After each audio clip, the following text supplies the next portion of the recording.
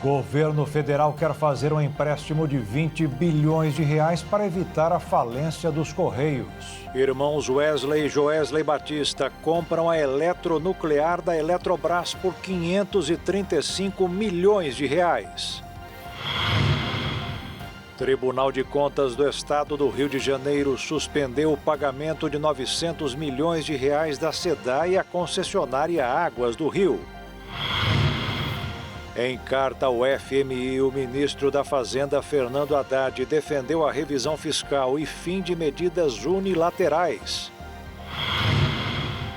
O exército de Israel diz que corpos entregues pelo grupo terrorista Hamas não são dos reféns de Gaza.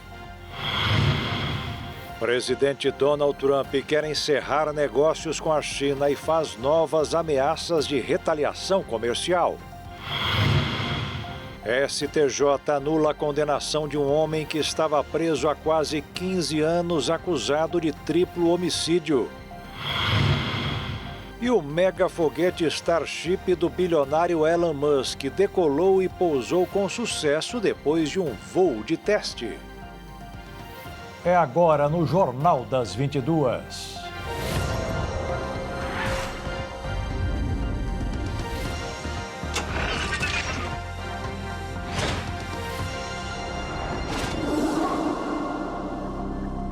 Olá, boa noite. A Comissão Mista de Orçamento adiou a votação do projeto da Lei de Diretrizes Orçamentárias, a LDO. O adiamento da votação é motivado pela derrubada da medida provisória do IOF, que previa uma arrecadação extra de 17 bilhões de reais. O segundo tema que está pautado para a sessão de amanhã são os vetos à Lei Geral de Licenciamento Ambiental. Para falar sobre estes assuntos, vamos a Brasília com o repórter Bruno Tibério. Boa noite, Bruno.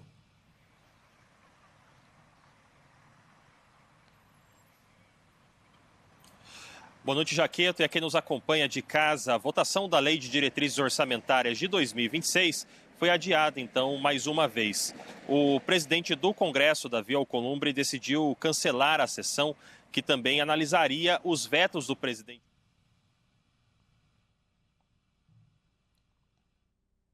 Aí, então, na próxima terça-feira. O adiamento ocorreu por falta de acordo entre o governo e também o Congresso. Segundo o relator da LDO, o deputado Gervásio Maia, ainda restam pontos em abertos, como o cronograma para o pagamento das emendas parlamentares e também as regras sobre a costurar um entendimento ali com os presidentes das casas legislativas para tentar evitar aí novas postergações. Parte dos parlamentares defendem que o texto obriga o governo a pagar as chamadas emendas PIX, além das destinadas à saúde e também à assistência social até o fim do primeiro semestre, então, do próximo ano. A proposta é vista como uma forma de garantir uma previsibilidade nos repasses, mas o Planalto ele alega que a regra pode engessar a execução do orçamento. Enquanto isso, o clima político, então, segue tenso entre o governo e o Centrão. As exonerações de aliados de parlamentares que votaram contra projetos do Executivo ampliaram aí o desgaste, e a votação da LDO se tornou, então, um teste de fidelidade, então, para a base governista. Outro ponto de discussão é o cumprimento da meta fiscal. O governo ele precisa atingir aí um superávit primário de 25 centésimos de por cento do PIB, que equivale ali por volta de 34 bilhões de reais. Mas a margem de tolerância ela permite o resultado neutro, o que divide ali opiniões entre parlamentares e também a equipe econômica. O Tribunal de Contas da União ele já alertou, inclusive, Jaqueto, que o governo não deve perseguir o piso da meta e defende, inclusive, que a execução ela seja baseada na realidade fiscal do ano. Inclusive a equipe de Haddad, por outro lado, está tentando manter aí o compromisso com a responsabilidade fiscal para transmitir aí confiança no mercado. O impasse ele foi inclusive agravado depois aí que o Congresso derrubou a medida provisória 303, que aumentava a taxação de transações financeiras, que poderia aí gerar cerca de 17 bilhões de reais extras até 2026. E aí, sem essa fonte de recursos, agora o governo está buscando alternativas para tentar recompor aí esse espaço fiscal e tentar também evitar novas pressões sobre o orçamento. Volto com você, Jaqueto. Ok, Bruno, obrigado pelas informações e daqui a pouco você volta direto de Brasília com outras notícias. E o governo federal quer fazer um empréstimo de 20 bilhões de reais para evitar a falência dos Correios. O plano é pedir o dinheiro emprestado ao Banco do Brasil, Caixa Econômica e instituições privadas.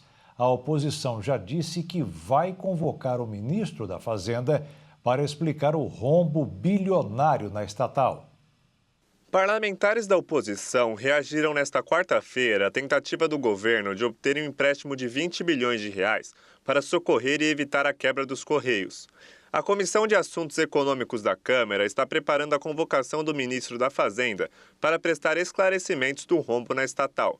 A transação, que depende da aprovação das instituições como o Banco do Brasil, a Caixa Econômica Federal e bancos privados, terá a garantia do Tesouro Nacional. De acordo com as informações sobre o negócio, a estatal receberá 10 bilhões de reais em 2025 e mais 10 bilhões em 2026, condicionado a medidas de ajustes e usado para garantir capital de giro e custear um plano que inclui demissões voluntárias e renegociações de passivos. Para os parlamentares, no entanto, a transação escancara a má gestão e o descontrole fiscal na estatal, que vem registrando sucessivos prejuízos. O presidente dos Correios, Emanuel Schmidt Rondon, diz que com esse empréstimo a estatal vai conseguir regularizar as contas até 2027. Nesse momento a gente está desenvolvendo os números junto com os bancos para a gente ter sustentabilidade financeira. Tá? Eu não tenho os detalhes para poder te falar qual vai ser a composição exata do aumento de receita e redução de despesa, mas é dentro de um critério para a gente poder ter a operação de forma sustentável. A outra questão que você perguntou da garantia da União, a operação está sendo negociada sim com garantia da União. O rito de concessão passa pela Secretaria do Tesouro Nacional, então eu não consigo te falar exatamente qual o rito legal para eles poderem fazer essa aprovação. Mas a garantia da União traz a vantagem da gente ter uma operação com custo menor, em prazo mais adequado, para a gente ter um desenho de operação que permita o reequilíbrio da empresa. Apenas no primeiro semestre deste ano, o rombo foi de 4 bilhões e 400 milhões de reais, superando o recorde negativo de todo o ano de 2024, que foi de 2 bilhões e 600 milhões de reais. O vice-líder da oposição, o deputado Biratã Sanderson, do PL do Rio Grande do Sul, classificou a tentativa de empréstimo como um golpe na responsabilidade fiscal e alertou para o impacto direto nas contas públicas. A mesma avaliação foi feita pelo deputado Rodrigo Valadares, do União Brasil de Sergipe, que vê no pedido de socorro financeiro o fracasso da atual política de gestão das estatais. As explicações sobre os resultados negativos dividem o próprio governo. Em nota na qual justificou os resultados negativos do ano passado, os Correios atribuíram o prejuízo à taxa das blusinhas, afirmando que a frustração de receita observada em 2024 decorre exclusivamente dos efeitos do novo marco regulatório das compras internacionais, uma demanda do varejo nacional que teve impacto positivo para o setor, mas negativo para os Correios. A equipe econômica enxerga problemas estruturais na companhia, ligados ao serviço de entregas que não tem relação com a tributação de produtos do exterior, que entravam no Brasil ilegalmente sem pagar impostos. A Eletrobras informou nesta quarta-feira que vendeu a totalidade da sua participação na Eletronuclear para a Âmbar Energia, unidade de negócios da JF, pelo valor de 535 milhões de reais. O acordo determina que a holding dos irmãos Wesley e Joesley Batista assumirá as garantias de empréstimos prestadas pela Eletrobras, além da obrigação de integralização das debêntures para a Eletronuclear, previstas no acordo celebrado entre a companhia e a União, no valor de 2 bilhões e 400 milhões de dólares. Segundo o documento divulgado pela Eletrobras na CVM, as condições permitirão a liberação plena das responsabilidades remanescentes, melhorando o perfil de risco e permitindo liberar capital alocável da companhia. As tratativas que culminaram no acordo tiveram início em 2023.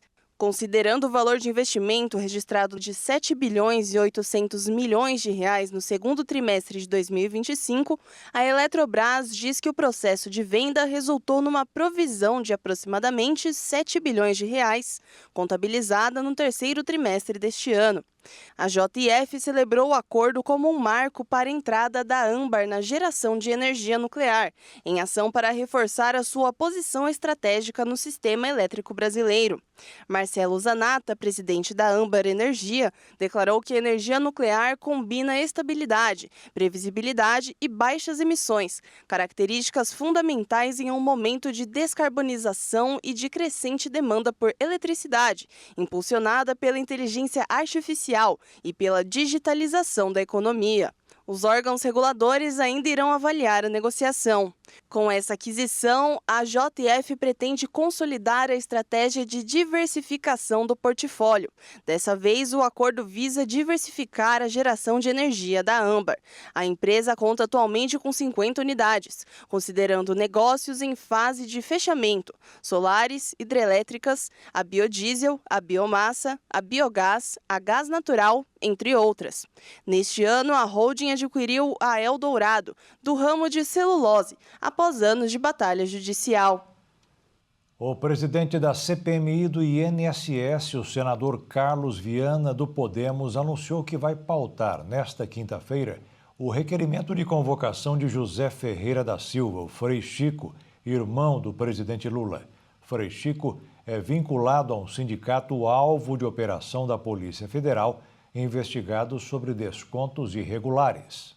Se o requerimento for aprovado, ele deve prestar esclarecimentos ao colegiado. Até o momento, 5 requerimentos que pedem a ida de Frei Chico à comissão foram pautados para a apreciação da comissão. Na última quinta-feira, a entidade investigada no esquema de descontos indevidos de aposentados e pensionistas foi alvo de uma operação da Polícia Federal. No mesmo dia, o presidente do Sindinap, Milton Batista de Souza Filho, prestou depoimento à CPMI. Embora tenha permanecido em silêncio durante boa parte de sua oitiva, o chefe do sindicato respondeu a uma pergunta feita pelo deputado Paulo Pimenta, do PT, do Rio Grande do Sul, e negou que Frei Chico administrasse a entidade.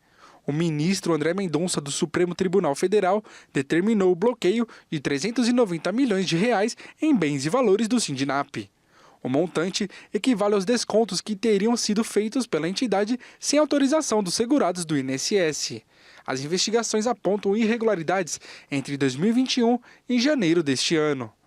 Na decisão, o magistrado afirma haver suspeitas consistentes de que integrantes do sindicato formavam uma organização criminosa que visava prejudicar aposentados e pensionistas. O ministro levou em conta informações da Polícia Federal e da Procuradoria-Geral da República, que apontaram movimentações financeiras atípicas. Mendonça também autorizou a quebra de sigilo fiscal e bancário do Sindinap e de seus dirigentes de 2020 a 2025. A CPMI do INSS volta a se reunir nesta quinta-feira. Na primeira parte da sessão, deputados e senadores devem analisar dezenas de requerimentos. Em seguida, está agendado o depoimento de Cícero Marcelino de Souza Santos, assessor do presidente da Confederação Nacional dos Agricultores Familiares e Empreendedores Familiares Rurais do Brasil, que também é investigada no esquema de fraude bilionária. O ex-deputado federal e ex-procurador Deltan Dallagnol entrou com uma ação na Justiça Federal para suspender o decreto presidencial que garante um auxílio à esposa do presidente Luiz Inácio Lula da Silva. Dallagnol argumentou que os gastos de Janja geram despesas não previstas pelo orçamento público. Em agosto, o governo publicou uma decisão que autorizou o gabinete do presidente Luiz Inácio Lula da Silva a apoiar a primeira-dama Rosângela Lula da Silva, conhecida como Janja, em atividades de interesse público. Mas agora, com a ação na Justiça Federal do ex-deputado Deltan Dallagnol, isso deve mudar. Por meio de seu advogado, ele argumentou que a decisão coloca à disposição da primeira-dama um número indefinido de servidores públicos, sem informação específica do que seria o dito apoio, gerando uma despesa indeterminada aos cofres públicos. Além do pedido da suspensão do ato, a ação solicita que o gabinete presidencial seja oficiado a informar quantos funcionários serão destinados ao apoio de Janja e se haverão novas contratações. Ele também questionou se o decreto inclui diárias e passagens aéreas, bem como se esse apoio já existia antes do ato.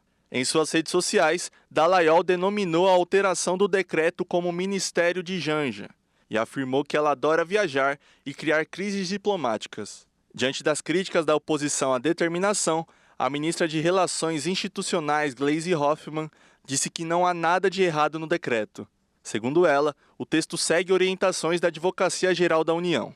De acordo com a AGU, Janja apresenta uma natureza jurídica própria, que decorre do vínculo civil mantido com o chefe de Estado e de governo. O PL, partido do ex-presidente Jair Bolsonaro, apresentou um projeto que tenta impedir essa ajuda do governo. A norma define ainda que a função da primeira-dama deve ser voluntária e não remunerada. O gabinete de Janja é formado por 8 funcionários e teve um custo total de R$ 3.800.000 em 2023 e 2024. Com tantas viagens, a companheira do presidente Lula já acumulou mais de 150 dias em viagens internacionais desde a posse do atual mandatário. E agora terá mais uma. O Ministério de Relações Exteriores escolheu a primeira-dama para representar o Brasil em um seminário sobre transição energética e educação ambiental em Paris, na França. O evento vai ocorrer na próxima semana, entre os dias 19 e 21 de outubro. E a seguir, Tribunal de Contas do Rio de Janeiro suspendeu o pagamento de R$ 900 milhões à concessionária Águas do Rio. E em carta ao FMI, o ministro da Fazenda, Fernando Haddad, defende a revisão fiscal.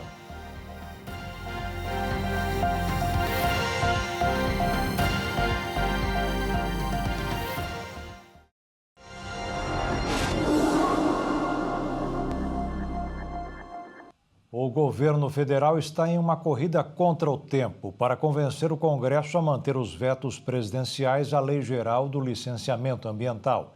A oposição articula derrubar as alterações feitas pelo presidente e restaurar o texto original. Dos 400 dispositivos do texto, 63 foram vetados. Entre eles está a possibilidade do licenciamento ambiental especial, que visava acelerar a liberação de empreendimentos considerados estratégicos.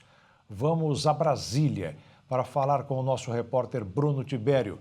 Bruno, como é isso?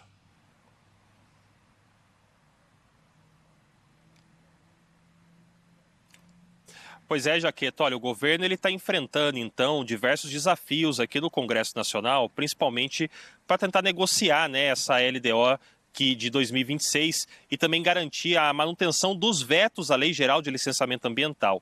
As duas discussões, elas estão num cenário aí de impasse político e principalmente fiscal. O presidente do Congresso, Davi Alcolumbre, então ele cancelou, né, a sessão aí que analisaria, né, os vetos do presidente Lula à Lei do Licenciamento. O encontro, inclusive, estava previsto para essa quinta-feira, mas foi adiado depois que o governo conseguir aí um apoio, né, porque o governo está tentando, né, conseguir esse apoio para evitar novas derrotas, então, no Legislativo. O clima político entre o governo e o Centrão também pesou nessas negociações. Entre os pontos em aberto está o cronograma de pagamento das emendas parlamentares. Inclusive, os parlamentares querem que o governo seja obrigado a pagar esses recursos até o fim do primeiro semestre, mas o Planalto, então, está avaliando aí que essa regra ela acaba por engessar o orçamento.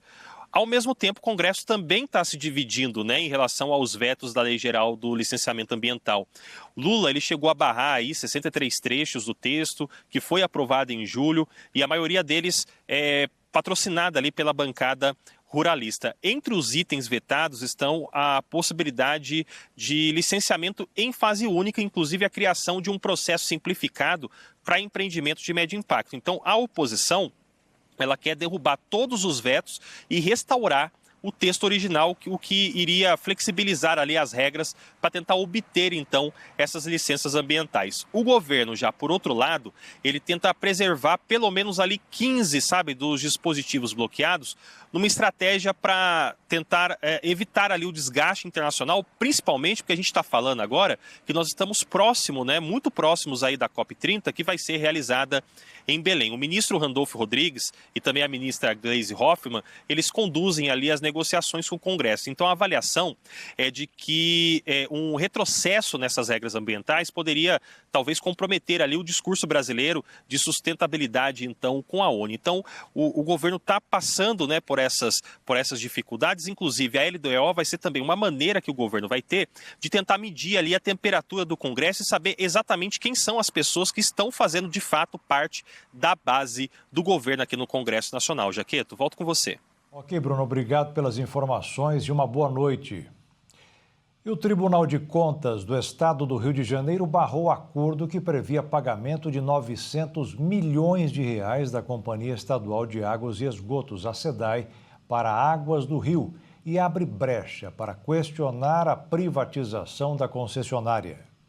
O Tribunal de Contas do Estado do Rio de Janeiro suspendeu o acordo que previa o pagamento de cerca de 900 milhões de reais da SEDAI à concessionária Águas do Rio, valor que seria abatido por meio de descontos nas faturas mensais. A decisão foi tomada pelo conselheiro José Gomes Graciosa, que determinou que tanto o governo do estado quanto a SEDAI interrompam qualquer aplicação de desconto até que o caso seja analisado em definitivo pela Corte de Contas. O impasse teve início após a Águas do Rio alegar que encontrou níveis de cobertura de esgoto inferiores aos descritos no edital de licitação. Segundo a concessionária, o volume de esgoto tratado seria bem menor do que o estimado quando assumiu os serviços, o que justificaria um pedido de compensação financeira. O TCE, no entanto, destacou que eventuais divergências contratuais deveriam ter sido levantadas antes da assinatura do contrato de concessão e não após o início da operação. O tribunal também determinou o envio de ofícios ao Banco Nacional de Desenvolvimento Econômico e Social, solicitando cópia completa do processo de concessão, e ao Ministério Público do Estado do Rio de Janeiro para que investigue possíveis irregularidades. Entre os pontos de atenção estão a denúncia de pressão sobre diretores da SEDAI e conflito de interesses, uma vez que parte da equipe da concessionária seria composta por ex-dirigentes da estatal. O acordo suspenso previa que valores devidos à SEDAI pela Águas do Rio, atualmente em torno de 150 milhões de reais por mês, fossem reduzidos gradualmente até o fim do contrato em 2056. Com correções, a indenização poderia chegar a quase 1,5 bilhão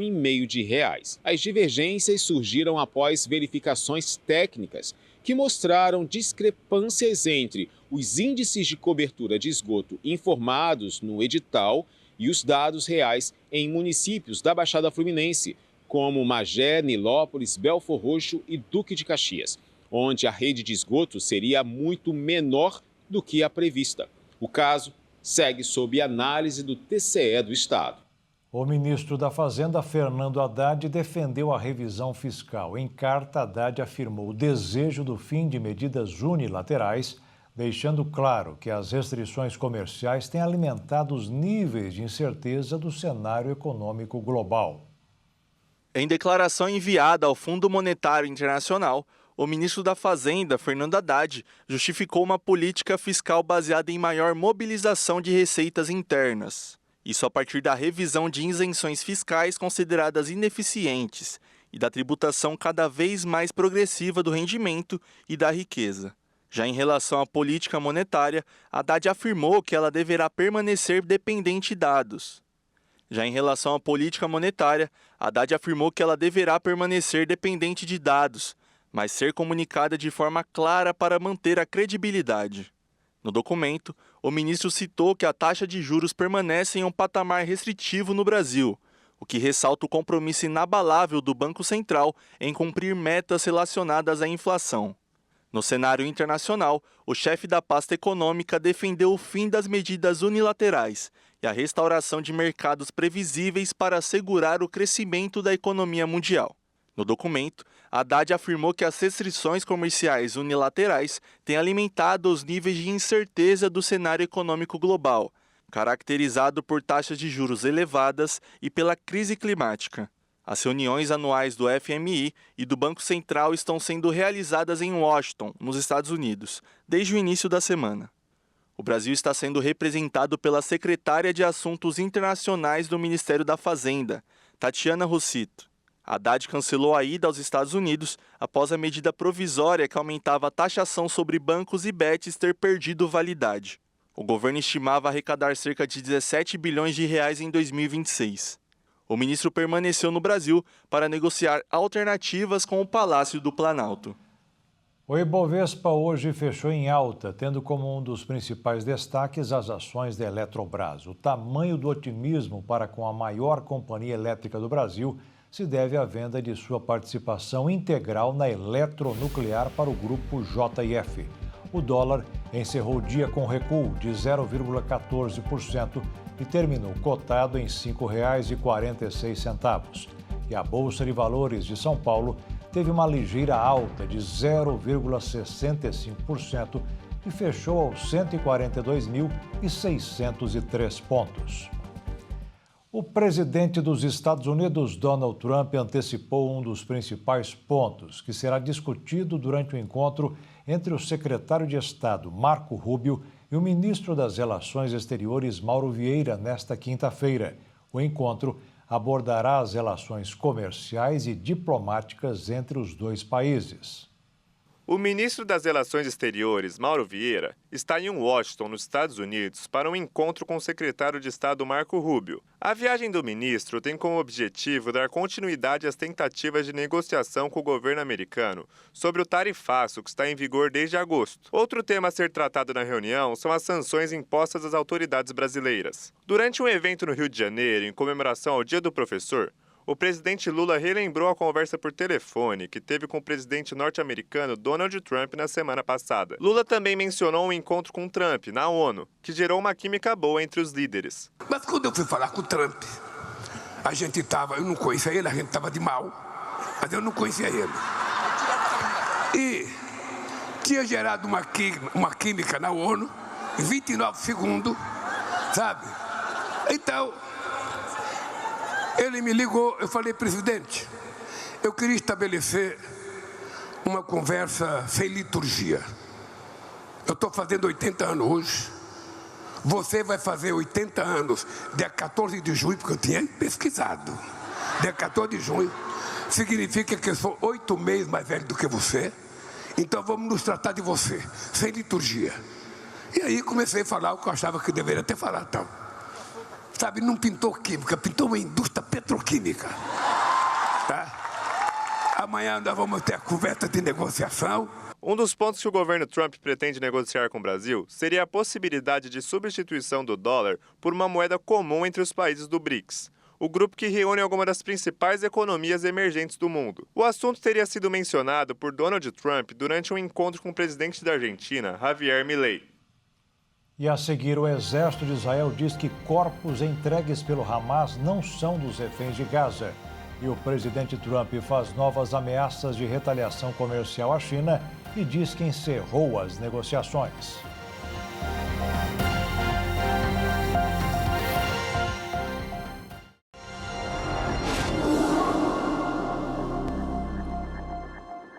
O exército de Israel afirmou nesta quarta-feira que o quarto cadáver entregue na noite de terça-feira pelo grupo terrorista Hamas não corresponde ao de nenhum dos reféns de Gaza.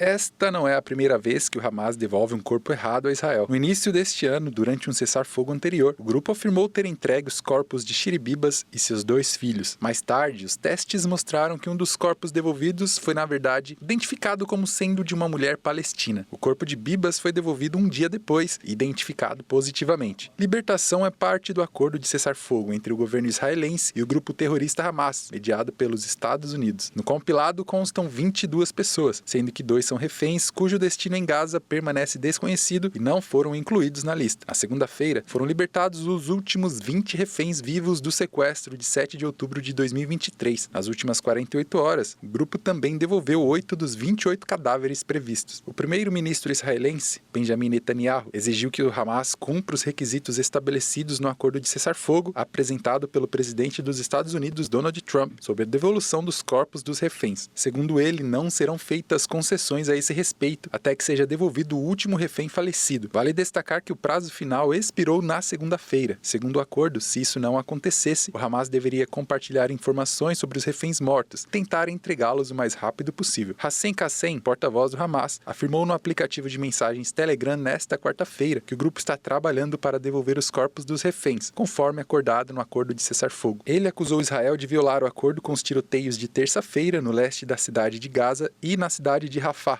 no sul do território. Por sua vez, o ministro da Defesa de Israel, Israel Katz, disse que os militares estão operando de acordo com as linhas de implantação estabelecidas no acordo e alertou que qualquer um que se aproximar da linha de implantação será alvo, como aconteceu na terça-feira com vários militantes.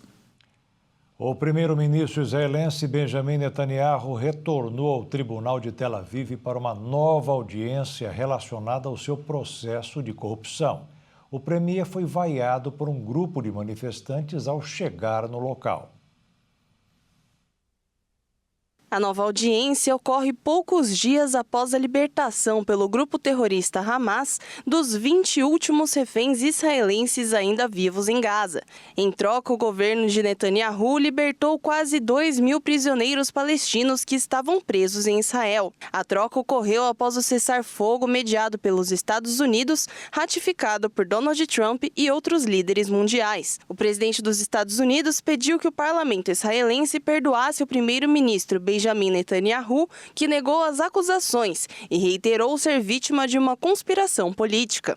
O premier é acusado de aceitar bens de luxo no valor de mais de $260 mil, o equivalente a quase R$1,5 milhão de bilionários em troca de favores políticos. O processo contra Netanyahu foi aberto em 2020. O primeiro-ministro havia proposto amplas reformas judiciais durante o mandato iniciado em 2022. Segundo críticos, as mudanças tinham o objetivo de enfraquecer o poder dos tribunais, o que gerou grandes protestos no país. As manifestações foram interrompidas após o início da guerra em Gaza, um ano depois.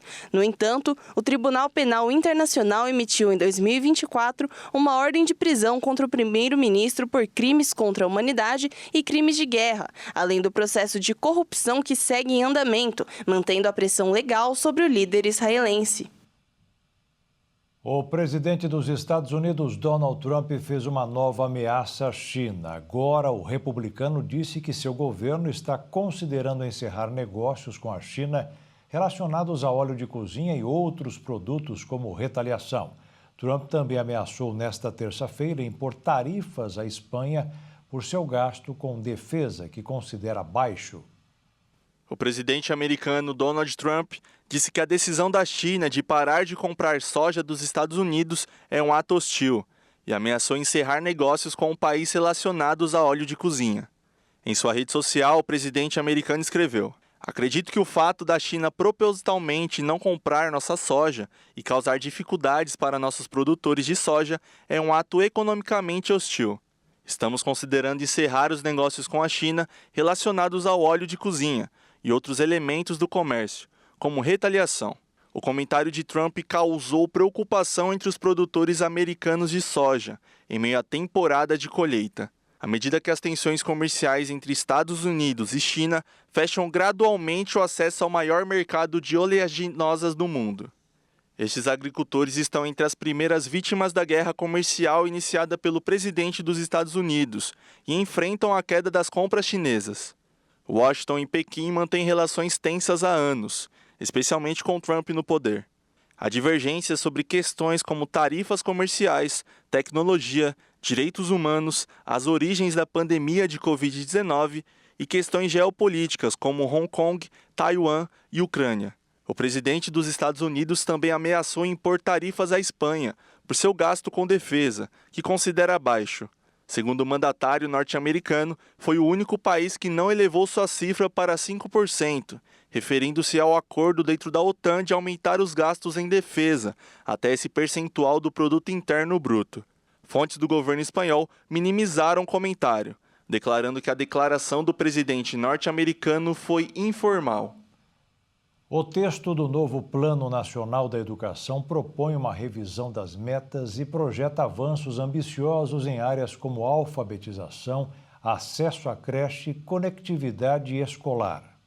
O novo Plano Nacional de Educação, que deverá vigorar de 2025 a 2035, foi apresentado nesta semana em reunião da Comissão Especial da Câmara dos Deputados. O encontro contou com a presença do ministro da Educação, Camilo Santana, e do presidente da Casa, Hugo Mota. O relatório propõe uma série de metas e estratégias para os próximos 10 anos, com foco em alfabetização, ampliação do acesso à creche e modernização da infraestrutura escolar. escolar. Ao todo, o texto estabelece 19 metas e estima investimentos equivalentes a 11% do produto interno bruto, sendo 7,5% de recursos públicos e 3,5% da iniciativa privada. Pela primeira vez, o plano traz um cálculo detalhado de custo por meta, com projeções anuais e divisão de responsabilidades entre União, estados e municípios. As metas serão revistas a cada 2 anos, permitindo ajustes conforme o desempenho das políticas educacionais. Entre os principais objetivos,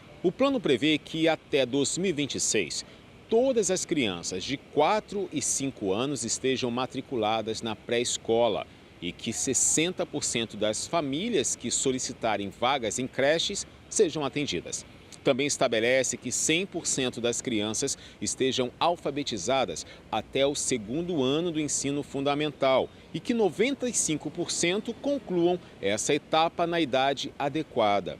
O plano reforça ainda o compromisso com a inclusão e a diversidade, ampliando o atendimento educacional especializado e fortalecendo a educação indígena, quilombola e do campo. A conectividade e a infraestrutura escolar ganham destaque. A meta é garantir internet Wi-Fi em metade das escolas até o 2º ano de vigência, 75% até o 5º e 100% até 2035. Para isso, será criado o Programa Nacional de Infraestrutura Escolar, vinculado ao MEC, com recursos fora do teto de gastos e abastecido por receitas da exploração de petróleo. O fundo deve financiar obras de acessibilidade, conforto térmico e construção de novas unidades. Outro eixo central do plano é a valorização dos profissionais da educação básica, com formação continuada e melhores condições de trabalho. A cada 2 anos, os governos locais deverão apresentar planos operacionais com metas intermediárias e indicadores próprios. A expectativa é que o novo PNE aprenda com as falhas do plano anterior, de 2014 a 2024, que cumpriu apenas 39% das metas previstas devido a problemas de financiamento e gestão. O novo documento busca corrigir essas deficiências e estabelecer uma base mais sólida para o futuro da educação no país. E a seguir, STJ anula a condenação de um homem que estava preso há quase 15 anos acusado de triplo homicídio. E o mega foguete do bilionário Elon Musk decola com sucesso durante um voo de teste.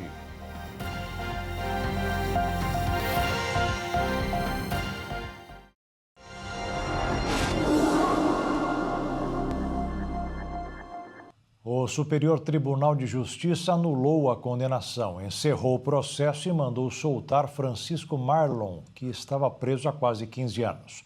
O homem era acusado de ser um dos executores do triplo homicídio que chocou Brasília em 2009. Francisco Marlon deixou o presídio da Papuda, em Brasília, após a 6ª turma do Superior Tribunal de Justiça trancar a ação penal, anulando o processo desde o início e encerrando formalmente a condição de réu de Marlon. A anulação foi motivada por um recurso protocolado pela defesa do acusado, feito pela ONG não governamental que atua na defesa de condenados injustamente pela Justiça. Conhecido como crime da Sul 113, o caso repercutiu nacionalmente pela brutalidade. Na época, o advogado e ex-ministro do Tribunal Superior Eleitoral, José Guilherme Vilela, sua esposa Maria Vilela e sua funcionária Francisca Nascimento da Silva foram assassinados a facadas no apartamento onde moravam. Após a investigação, Adriana Vilela, filha do casal, foi acusada de ser a mandante do crime, mas a hipótese foi descartada. Segundo o processo, os executores foram o ex-porteiro do prédio, Francisco, e outro comparsa. A motivação seria o dinheiro. Marlon havia sido condenado pelo Tribunal do Júri a 55 anos de prisão. Depois, teve a pena reduzida para 47 anos por homicídio e furto qualificado, com base em confissões dadas à polícia que jamais foram confirmadas em juízo. Para o relator do recurso, o ministro Sebastião Reis Júnior, a condenação foi sustentada exclusiva por elementos da fase extrajudicial, o que fere os princípios do contraditório e da ampla defesa. Ao longo das 16 mil páginas de documentação declaração comprovando a inocência de Marlon, a ONG justificou que o homem foi colocado sob pressão durante os interrogatórios durante 6 horas, como a promessa de que, ao assumir a responsabilidade, seria liberado. Além disso, no ano passado, o caso teve uma reviravolta quando Paulo Cardoso Santana, também condenado como executor, confessou que havia mentido ao envolver Marlon, alegando tortura policial. A defesa do inocente alegou que, além da ausência de provas materiais, como DNA ou impressões digitais, os depoimentos usados contra Marlon foram colhidos em um ambiente de coação e nunca confrontados de forma adequada pelo judiciário. O caso foi classificado como erro judiciário gravíssimo pelos integrantes da 6ª turma. Agora, em liberdade, a família, junto com os advogados, estudam abrir um pedido de indenização por erro judiciário previsto na Constituição Federal. O Ministério Público de São Paulo apresentou denúncias contra o ex-presidente do Corinthians, André Sanches, e do atual superintendente financeiro do clube, Roberto Gavioli. Os dois foram acusados de uso indevido do cartão corporativo e lavagem de dinheiro. O Ministério Público do Estado de São Paulo denunciou o ex-presidente do Corinthians, André Sanches, pelos crimes de apropriação indébita, lavagem de dinheiro e falsidade de documento tributário. O até então superintendente financeiro, Roberto Gavioli, por omissão em casos de apropriação indébita e lavagem de dinheiro. Segundo o promotor Cássio Concerino, que conduz as investigações, André Sanches utilizou de maneira indevida o cartão corporativo, no qual é para uso de compras feitas exclusivamente para o clube. O cartão corporativo do Esporte Clube Corinthians Paulista, ou seja, empresarial, não da pessoa física, de nenhum dirigente, era utilizado como se fosse privado. Houve uma inversão da propriedade e um dos denunciados, o ex-presidente, passou a dispô-lo desse cartão como se proprietário fosse. E fez inúmeras compras particulares. O promotor continuou dizendo que não existe uma autorização legal para o uso do cartão corporativo previsto no estatuto do clube. Além disso, Concerino apontou que os gastos irregulares totalizam R$480 mil em valores atualizados pela inflação com juros. Já Gavioli, o Ministério Público, disse que ele tinha um dever jurídico de impedir, averiguar e fiscalizar, fazendo relatórios para órgãos superiores internos e prestações de contas, e nada disso foi feito. Além da condenação pelos crimes, o promotor pede que a dupla sejam obrigados pela justiça a ressarcir os R$480 mil aos cofres do Corinthians, a título de danos morais, e a pagar 75% desse valor por danos morais.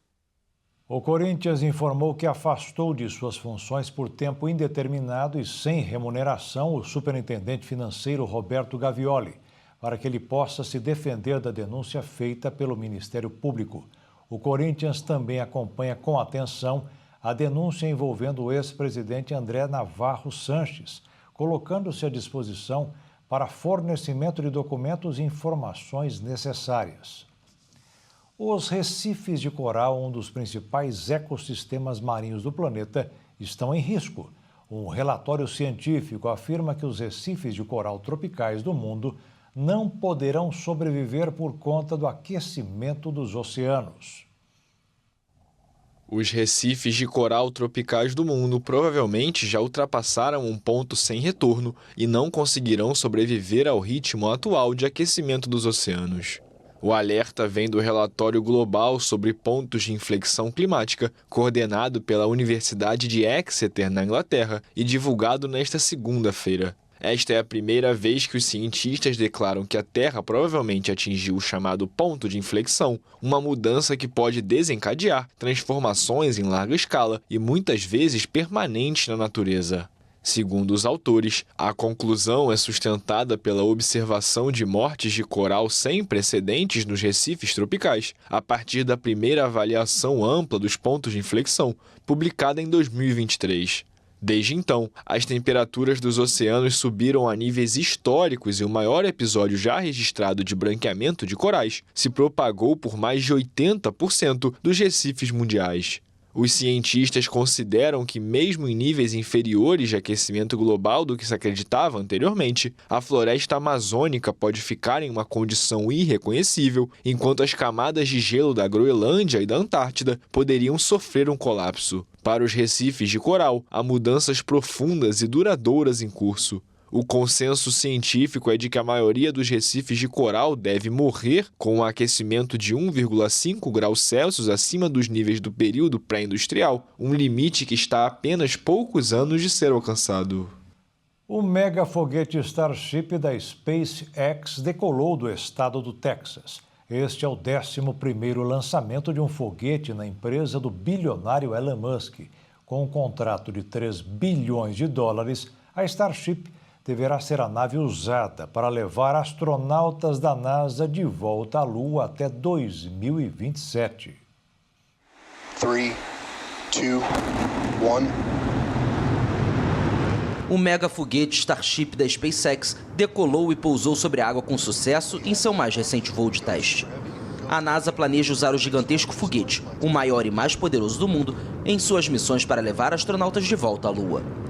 O veículo também é a parte central no objetivo do bilionário Elon Musk de transportar humanos para Marte. Em seu 11º voo de teste, o Starship decolou do estado do Texas, com transmissão ao vivo da empresa. O propulsor Super Heavy pousou nas águas do Golfo do México, conforme planejado, enquanto a nave seguiu pelo espaço e concluiu os testes. Cerca de 1 hora após a decolagem, a espaçonave caiu no Oceano Índico, após liberar simulacros de satélites como em um voo anterior. A recuperação do veículo não estava prevista. O último teste da SpaceX, realizado em agosto, também havia sido considerado um sucesso, embora explosões durante o voo tenham gerado dúvidas sobre a confiabilidade da nave dentro do cronograma esperado por parlamentares e pela comunidade científica. O programa Artemis da NASA tem como meta levar humanos novamente à Lua, enquanto a China avança com um projeto rival que pretende realizar sua primeira missão tripulada até 2030. Em teoria, o Starship deve realizar voos a Marte a partir de 2026 e permitir o retorno de astronautas americanos à Lua em 2027. E o Jornal das 22 termina aqui. Uma boa noite para você e fique na paz. Tchau.